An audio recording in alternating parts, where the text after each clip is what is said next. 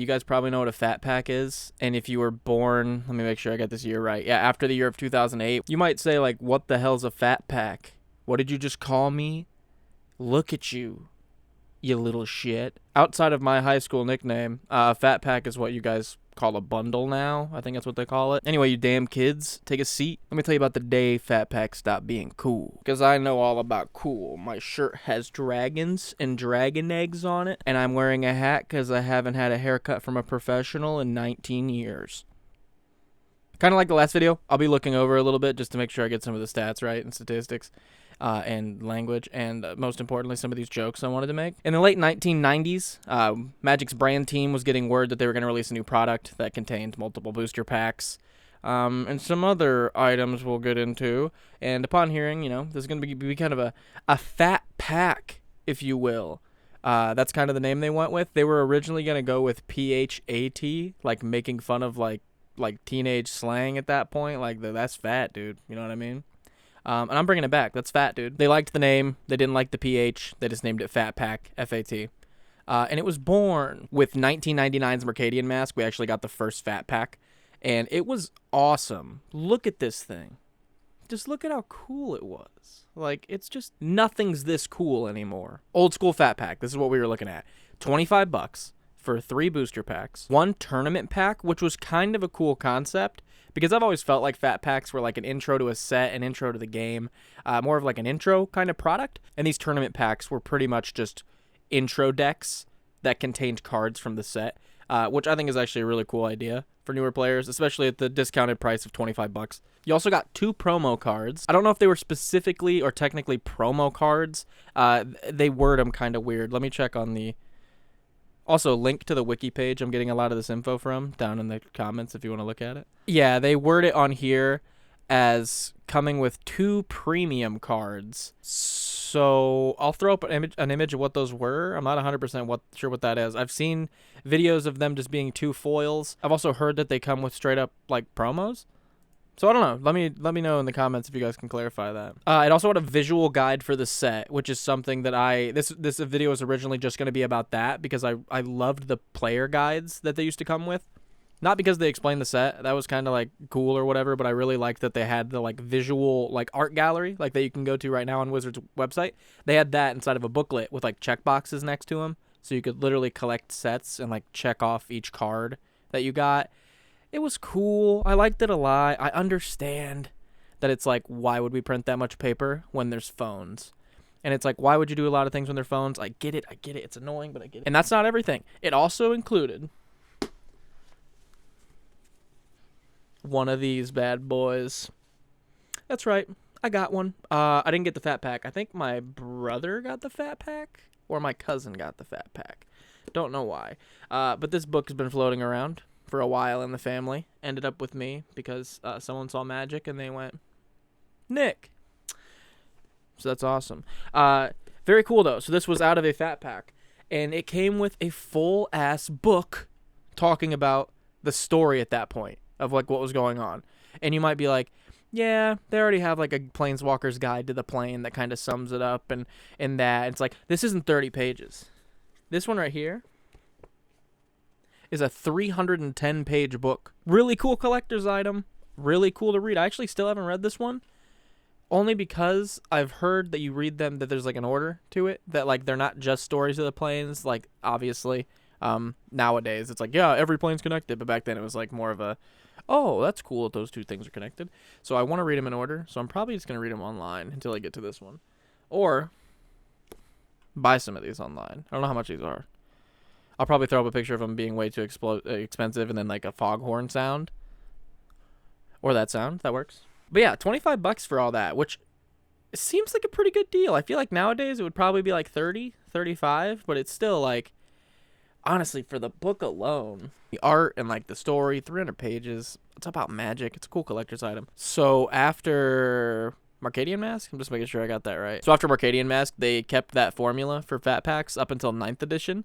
And they included some small changes in 9th edition, but nothing that's like crazy. The biggest change that I can see that they added to it was the fact that they removed the 2 premium cards and they added a 40 card land pack. I'd rather have a bunch of basics, honestly. As a deck builder, I love having a bunch of basics, especially back then.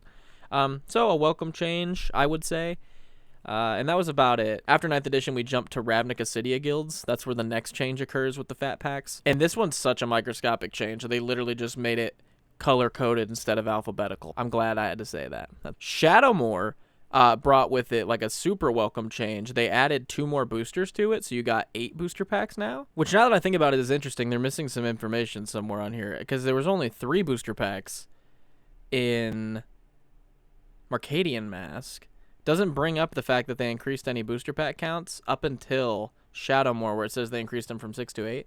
So that's interesting. They also seem to have dropped the tournament packs at some point, which it also doesn't say on here, which is interesting. We've moved up to 8 packs, and we dropped the like beginner's deck, which is fine. I think that's actually definitely a welcome change to it. And with that, we moved to Shards of Alara, and the video title, October 3rd, 2008. We got Shards of Alara, brand new set, and with it we got the brand new fat pack. And it was the exact same thing that it was that I just read from Shadowmoor, except they changed 2 things. They got rid of the Pro Tour player card. I guess that was a thing. I vaguely remember these in like booster packs, but I guess you like got one out of a fat pack. Whew. That's, wow, that's really cool. But guess what? Guess what they did? They got rid of the novel. They said, this thing, I don't think players are going to like to have that. I don't think players are going to like the book. I think people read online all the time. I don't think people that like to read books a lot of the time. I don't think that's a thing anymore. I think everything has to be online. I think it's, sorry, no more book. Actually, what am I talking about? Yes, more book. Just a stupider book. Just a stupider book. A shorter, stupider book. This book is explaining, welcome to the world that we're in. This is how it works, Planeswalker. Yuck. You kidding me? Like, I want to read the actual, like, nitty-gritster. It's so interesting that they got rid of one of the coolest collector's things when it's already a thing being produced. If you understand what I'm saying. Like, these books are already being made. Wizards is already making books. And I think Wizards still makes books. Publishing books, making books. I'm sure get a cut of all these fat pack sales. Not as much as just selling a book outright, I'll give it to you. But maybe back then it wasn't as much about how much you made. You know what I mean? It was about, I like my book I made. And nerds like my books I made. But I don't know anymore. In Mirrored and Besieged, they upped the amount of packs to 9 packs instead of 8. They gave us one more pack, which is definitely a welcome addition. They moved us up to 80 lands, and they removed the novel they just added. Just a pack. They said no more novel again, not even the Planeswalker guide or whatever it was called. You just get another pack now and 40 more land. And that was probably okay. I'm not saying that's a bad thing. I'm just saying that it's interesting that they released the novel. People were probably not cool with it and were like, that was the coolest part of it. And they're like, okay, we see that you don't like the Planeswalker thing. We'll get rid of it. Period. And then, like, went to the next thing. I just think that's weird. Kaladesh is the official death of fat packs, but I consider Shards of Alara to really be the knife in the heart of the fat pack. Kaladesh is quite literally when the fat pack died. They completely rebranded the fat pack. It's now called a bundle that you can get with the respective name it came out in, so it'd be like Midnight Hunt bundle, Core Set bundle, Kaladesh bundle. They went from 9 boosters to 10. We got one more booster. Okay, so we started at 6, we went to 10. So it's pretty good buff. They added no new things except for another booster, and it's also $43 at this point in time to buy it. So it started out $25 for a novel, 3 booster packs, a deck, like a starter deck, a checklist, and 2 foils, which is okay. It has now gone to $43 for 10 booster packs, which is a pretty good deal because that would probably just be like $50 if you bought 10 booster packs straight up. But the dangling of the $10, it's a good deal, I don't think it's enough to get rid of the fact you got rid of the novels. I don't like it. Don't get rid of the novels. Core Set 2020 also did some stupid shit. It completely removed the player's guide. So this thing, it was still there the whole time. It was chilling in the back. The little gallery of checklist cards you can collect. You can look at all the cards, look at the new mechanics, learn about the set. That's gone as well. Any reading material. If you're here to read, don't play the game, nerd. Get the fuck out of here. All the long form reading in Magic isn't in their novels, it's in their cards now. Midnight Hunt, they went 10 boosters is too much. That's too good of a deal. We'll go down to 8. We'll keep the price though. And we did that in Midnight Hunt. Rough stuff. In Kamigawa, they did do a good thing. They reduced the plastic in the packaging. You know what I mean? So it was less plastic, more recyclable things. I can't get mad at that. Murders at Karlov Manor, they gave us another booster pack, so now we're up to 9 booster packs instead of 8, and that kind of ends the story of the Magic the Gathering Fat Pack. From high highs to mediocre mids now. You know what I mean? Still a good gift, still a good birthday or Christmas present, but is it something that a Magic player is going to walk into the shop and buy now? Probably not. Would they if it had a novel in it and a player's guide and a couple collectible things they could put in a pane of glass and hang up on their wall like the fucking nerd they are? Yeah, it probably actually would. It would definitely make me buy them, I'll tell you that much. Let me know what you guys think. Maybe this gave you some nostalgia.